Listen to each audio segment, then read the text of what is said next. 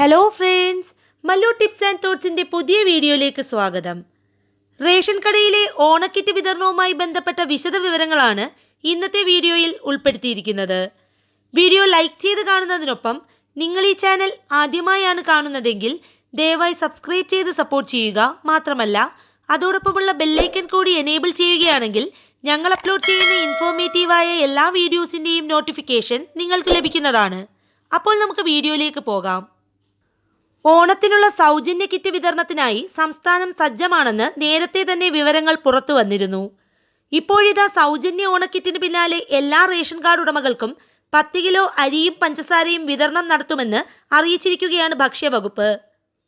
എല്ലാ ration card ഉടമകൾക്കും subsidy നിരക്കിൽ 5 kilo വീതം പച്ചരിയും കുത്തരിയും 1 കിലോ പഞ്ചസാരയും നൽകുമെന്നാണ് ഭക്ഷ്യ പൊതുവിതരണ വകുപ്പ് മന്ത്രി GR അനിൽ അറിയിച്ചത്. ഇത്തവണത്തെ ഓണം സമ്പന്നമാക്കുവാനാണ് തീരുമാനിച്ചിരിക്കുന്നത്.